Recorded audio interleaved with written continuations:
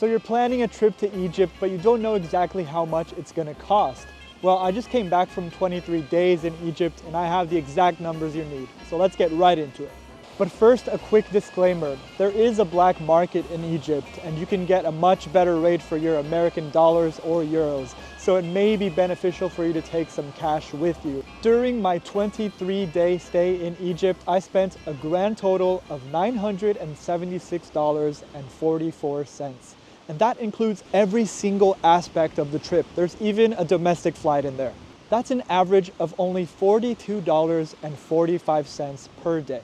In terms of accommodation, I mostly stayed at Airbnbs, but of course, depending on your budget, you may choose to spend more or less than me. So let me also give you the grand total without the accommodation, and that was $676.99. And that is an average of only $29.43 per day. Now, to help you even further, I want to break these costs down into categories. And just a reminder, I traveled with a friend to Egypt, so I was able to split a lot of the food and accommodation costs. So if you are planning on traveling alone to Egypt, you should really take that into consideration. So let's start with accommodation. As I said previously, we mostly stayed at Airbnbs during our trip.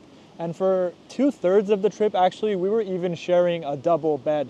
So you can consider these prices to be for a 1-bedroom place. As you can see here, the accommodation accounted for about 30% of the costs. So my half of the accommodation was $281.23. So that's $64 for 6 nights in Cairo, $120 for 7 nights in Dahab, and $97.23 for 10 nights in Luxor.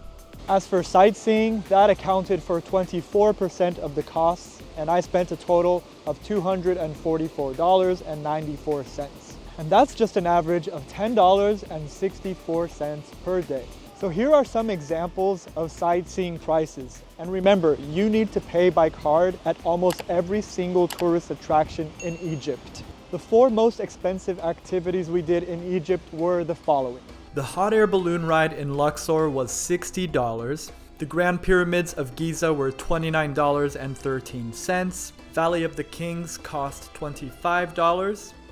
And the St. Catherine Monastery cost $22. These are all the other tourist sites that I visited in Egypt, and they were all similarly priced. The average entry fee was $10.41.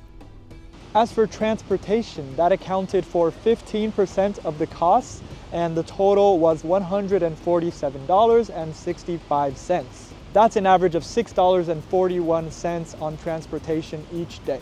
Here are some examples of prices you can expect to pay for transportation in Egypt. Pre-arranged transportation from the Cairo airport to our Airbnb costs a total of $15. The subway in Cairo, I hope you're ready for this one, costs a whopping 26 cents. The bus from Cairo to Dahab was $11.33. The flight from Luxor to Cairo was $46.98.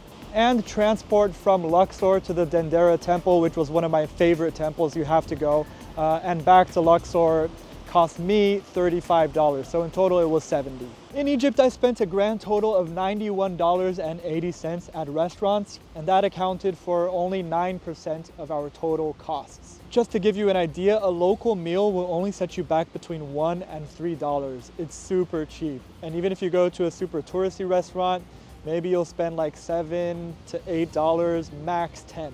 As I mentioned earlier, the daily average of our trip to Egypt was only $42.45. And keep in mind, that includes a lot of other things that I'm not going to be mentioning here today, like groceries, gifts, SIM cards, laundry, a lot of other stuff that I won't waste your time mentioning. So if you just round that up and consider that you're going to be spending about $50 per day on absolutely everything in Egypt, I really do think you'll be as good as Egyptian gold. So now that you have a great idea of how much you're going to be spending in Egypt, I'm going to leave my Egypt playlist right here so you can investigate each location a little closer. So just click on the playlist and I'll see you right over there in 3, 2, 1.